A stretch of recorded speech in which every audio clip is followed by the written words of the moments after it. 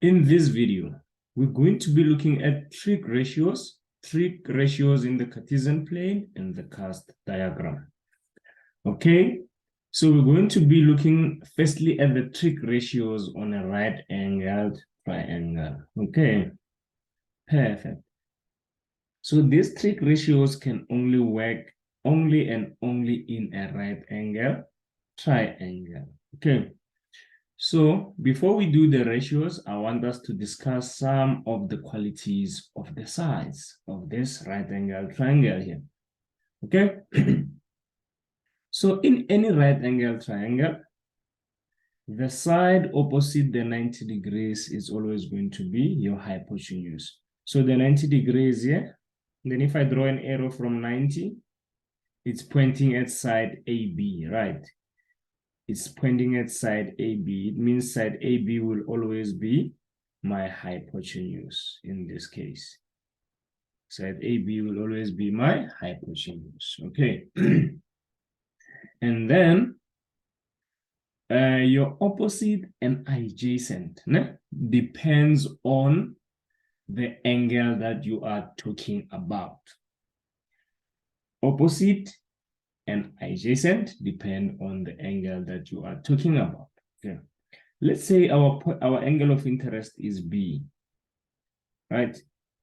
If the angle of interest is B, which is this angle here, right? If I draw an arrow from this angle, it will always point the opposite.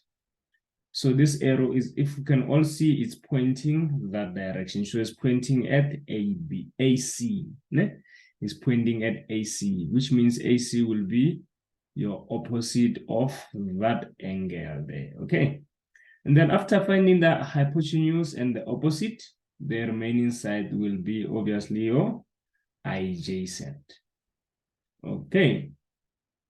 And then now we can easily do the sine of B. We can do the cosine of B. We can do with the tan of B. Okay.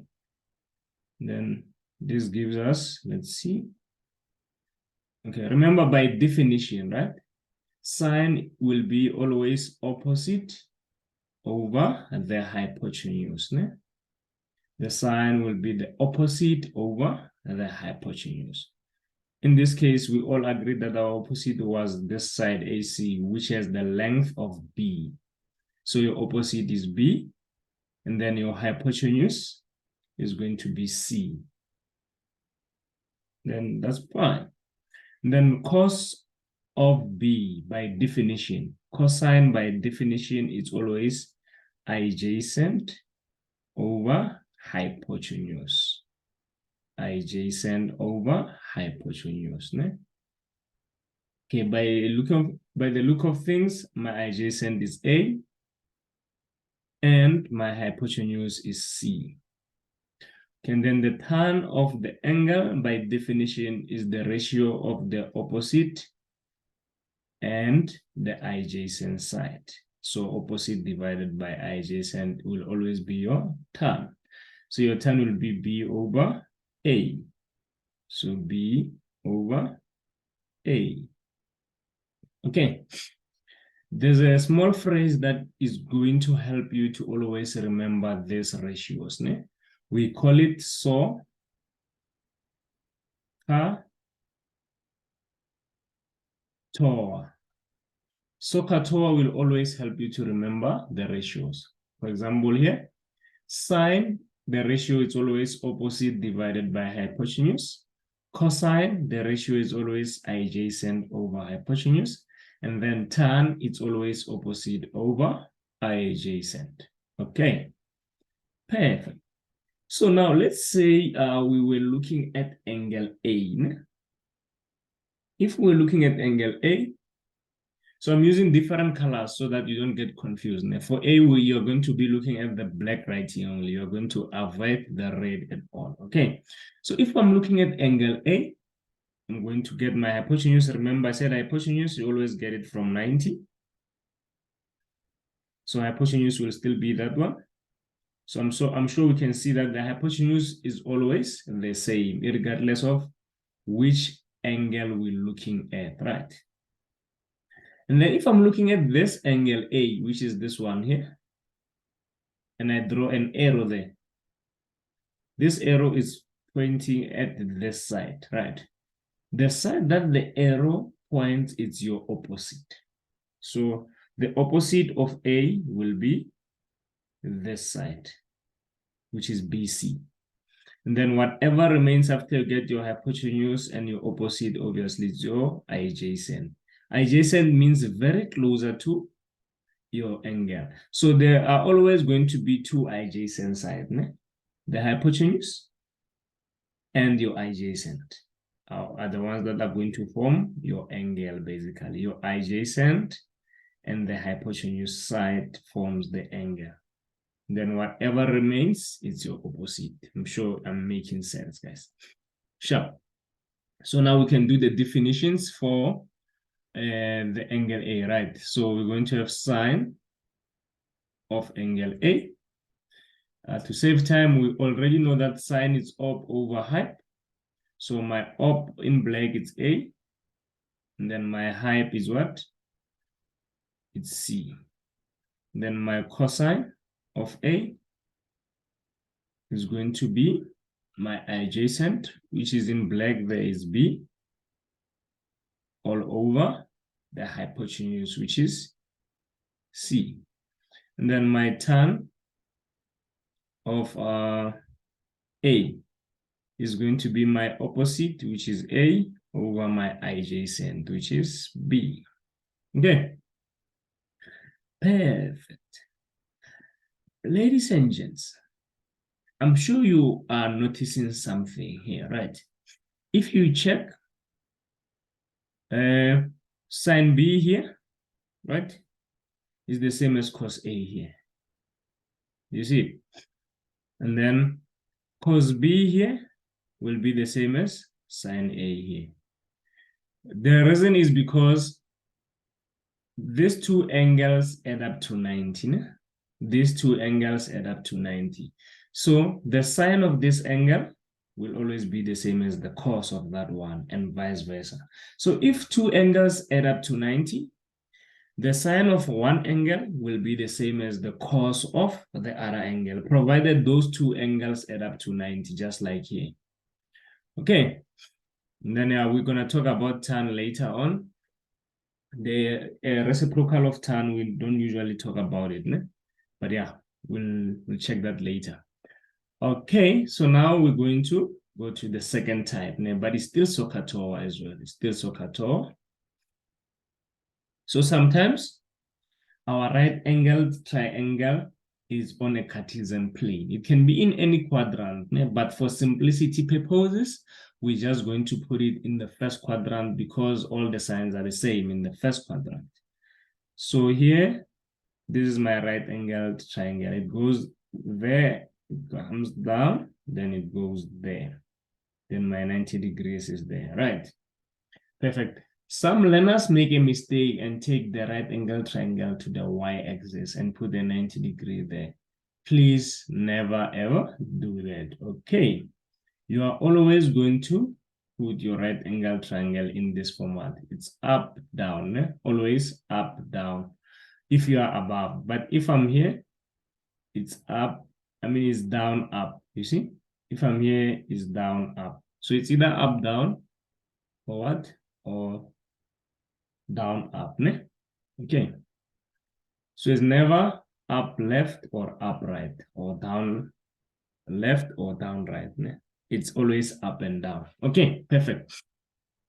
So remember, as we discussed above, I said the side opposite the 90 degrees is your height, right? Good. And then I'm seeing here, I'm talking about this angle, which is alpha. So the side opposite the alpha will be my up.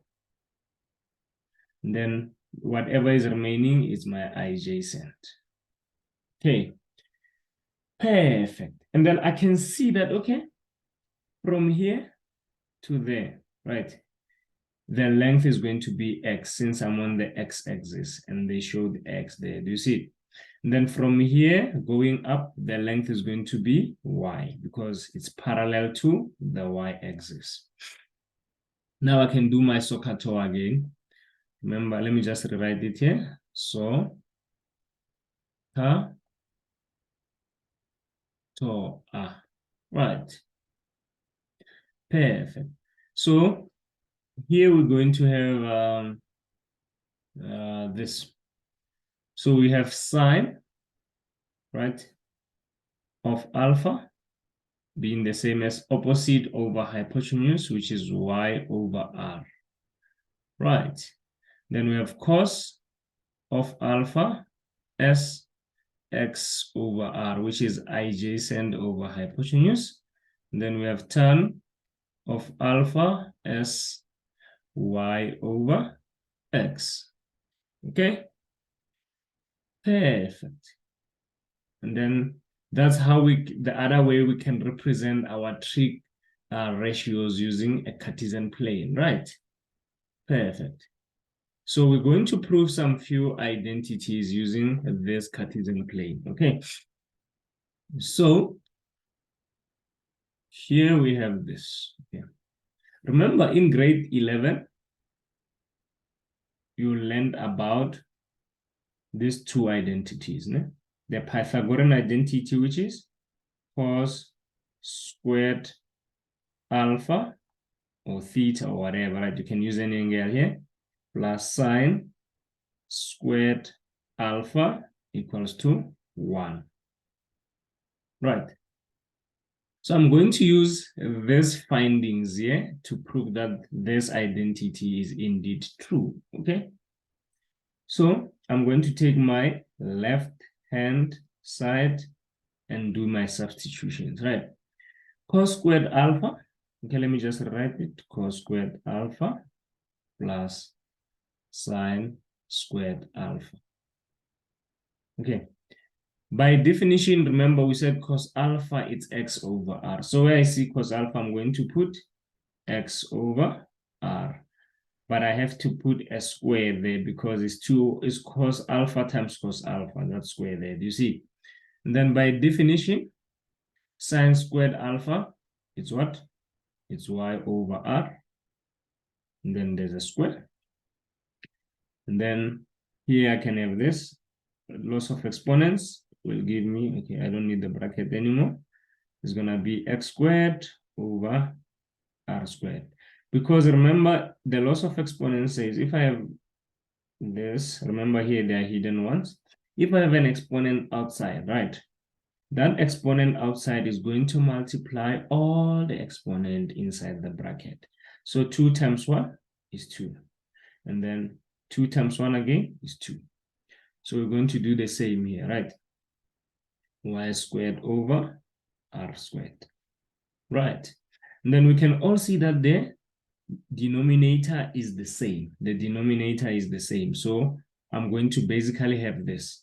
R squared equals to x squared plus y squared. Remember, if the denominator is the same, you can write a fraction under one denominator, right? Perfect. And then you're going to say, but, right, x squared plus y squared is equals to r squared, using the theorem of Pythagoras, right? X squared plus y squared is the same as r squared. And then here you show that you used Pythag. You always show that you used Pythag.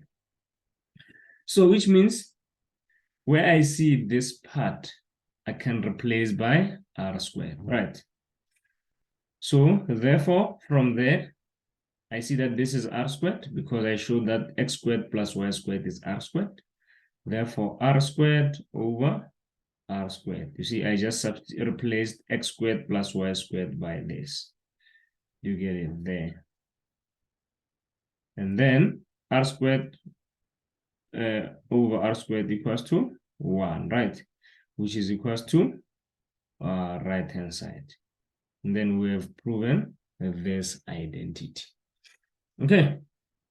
And then we have this identity that says, let me just move this down a little bit. we have the identity that says this. It says tan alpha is the same as sine of alpha over cos of alpha. Okay, let's check now. From my diagram, I've seen that tan of alpha is the same as y over x. If we check up there, it's y over x here, right? Awesome. Now we need to prove. So this is, remember, this is the left-hand side, right? So we need to prove that the right-hand side is also a y over x. No? So remember, here we have sine alpha divided by cos alpha, right? Then by definition from the diagram, we saw that sine of alpha is y over r, right? And then we saw that cos of alpha is x over r. And then here we can do this. We can say y over r. This part we can change it to multiply and flip the numerator and the denominator here. Ne? So your r will be there, and then your x will go at the bottom, right?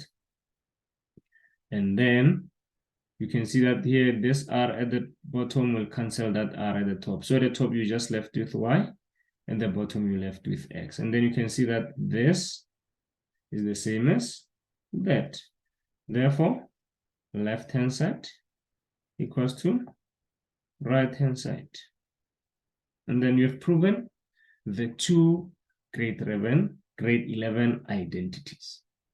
Ladies and gentlemen, this is the end of our video for lesson 1, right? Please don't forget to hit the subscription button and share with family and friends.